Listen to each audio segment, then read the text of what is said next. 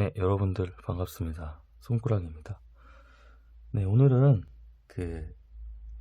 여러분들도 잘 아시는 부자 아빠, 가난한 아빠에 대해서 한번 이야기를 해볼까 하는데요. 저자는 로버트 기요사키는 이제 미국에서 자랐는데요. 두 가지 아빠가 있었습니다. 쉽게 설명을 빨리 드리면 부자 아빠랑 가난한 아빠가 있었는데, 이제 실제 자기 친아버지가 계시겠죠. 친아버지께서는 이제 정말 엘리트 과정을 밟으시고 고위 간직에 계신 분이었고, 하지만 로버트 기요사키가 느끼기에는 가난한 아빠. 뭐 훌륭하지만 경제적으로는 가난한 아빠라고 느꼈나 봐요. 반면 로버트 기요사키의 친한 친구가 있었는데, 친한 친구의 아버지는 부자 아빠라고 본인이 느꼈다고 합니다.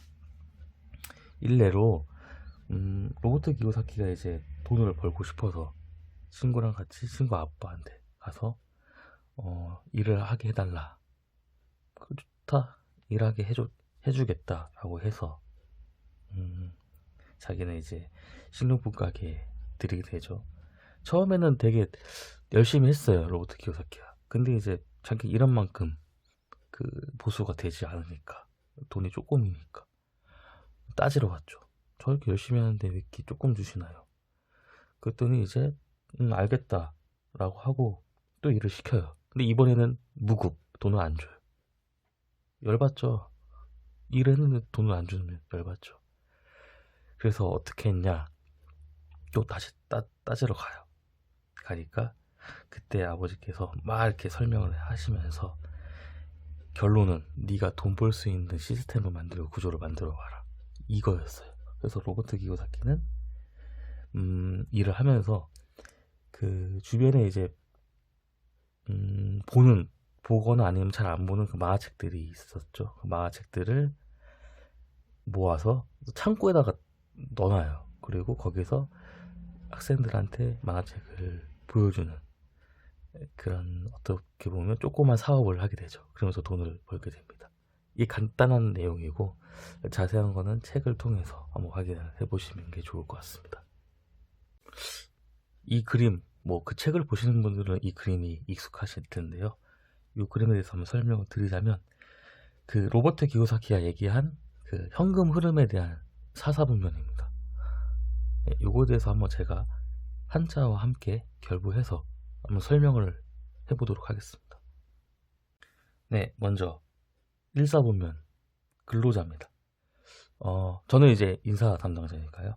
근로자는 이제 사전적인 의미로는 직업의 종류나 유형에 관계없이 어떤 사업이나 사업장에서 임금, 급여를 목적으로 일을 하는, 근로를 제공하는 사람을 근로자라고 합니다.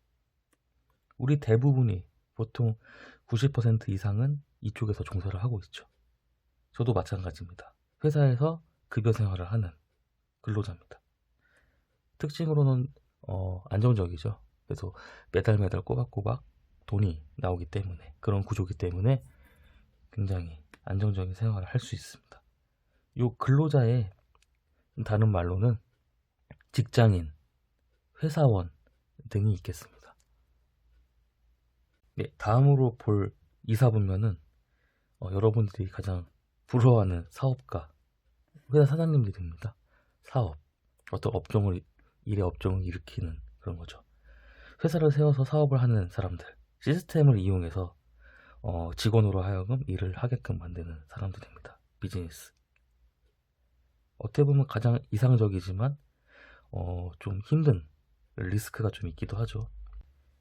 사업가는 어느 정도 규모가 좀 있는, 그러니까 보통 우리가 크게 생각하면 대기업이라고 생각을 하죠. 규모가 있는 경영자나 기업가의 느낌입니다. 이 사업가의 다른 말로는 이제 실업자 아니에요. 실업자랑 실업가랑 헷갈릴 때도 있는데, 실업가는 기업을 세운 사람들을 실업가라고 해요. 경영자가 있겠습니다. 네, 다음으로는 3, 4분면에 해당되는 전문직에 대해서 생각을 해보면, 원래는 이제 책에서는 셀프 인플로이라고 해서 자기 스스로가 본인을 고용해서 일을 하는 사람, 자영업자라고 표현을 했어요. 거기서는. 근데 제가 자영업자라고 표현을 하게 되면 또 여기 있는 사업가랑 조금 혼동이 있을 수도 있을 것 같아요. 물론 자영업자가 맞는 건데 그 본인 스스로가 본인을 고용하고 일하는 사람들은 저는 전문직이라고도 생각이 들거든요. 스스로 고용을 하기 때문에. 그래서 저는 전문직이라고 표현을 했고요. 뭐 틀린 건 아닙니다. 전문적인 기술이나 노하우, 지식을 활용해서 일을 하는 사람들을 전문직이라고 하죠. 보통 예를 들어 뭐 사자 들어가는 뭐 의사, 변호사, 판사, 검사 뭐 이런 것들이 되겠죠. 네, 마지막 사사분면은 투자자입니다. 투자. 기술, 자본 등 어떤 투자 활동을 통해서 돈을 버는 사람들, 돈을 통해서 돈을 버는 사람들이죠. 투자. 이 특징을 좀 살펴보면 저는 이제 왼쪽과 오른쪽으로 나눠볼 수 있을 것 같아요. 이제 왼쪽은 공통점이 뭐냐면 자기가 스스로 일을 해야 된다는 게 결국 공통점인 것 같아요. 물론 일반 근로자나 직장 생활 하시는 월급 받으시는 분들보다 전문직에 계시는 분들이 돈은 더 많이 받을 수 있습니다. 자기가 일을 한 만큼 더 많이 돈을 받게 되니까 그런 것 같아. 아무튼 차이는 그 정도고 공통점은 본인 스스로 일을 해야 된다는 점이 되겠고, 반면 오른쪽에 있는 이 사업가랑 투자자는 물론 본인이 일을 할 수도 있어요. 근데 이제 그것보다 초점은 자기가 일을 안 한다가 초점이 되겠죠. 어떻게 보면 가장 이상적이지만 리스크는 굉장히 큰 일입니다. 사람의 인력이나 어떤 자본을 활용해서 그들이 일을 하게끔 하는 구조, 그러니까 시스템을 만든 거죠. 이쪽 오른쪽은. 네, 그게 특징이 되겠습니다. 뭐 이건 다 여러분들 다 누구나 아는 내용이고 한데 제가 그냥 한자로 표현하면서 이제 설명을 드리긴 했지만, 그렇다면 우리는 어떻게 앞으로 좀 나아가야 할까 한번 생각을 해봤을 때 저는 저를 한번 생각을 해봤어요. 저도 좀 미래가 두렵거든요. 제 생각을 했을 때는 물론 서두에 말씀드렸다시피 저는 거의 90% 이상은 여기에요. 지금 근로자. 저는 그냥 일반 기업의 관리자로 일을 하면서 월급을 받고 생활하는 직장인입니다. 회사원, 근로자. 근데 근로자지만 저는 뭐 이 사사분면을 생각을 하면서 일을 한 건 아니에요. 일단은 일을 하면서 생각을 해보니까 제가 어떻게 보면 이쪽 방향, 이쪽 방향, 이쪽 방향으로 그 지평을 넓힐 수 있다는 생각이 들었어요.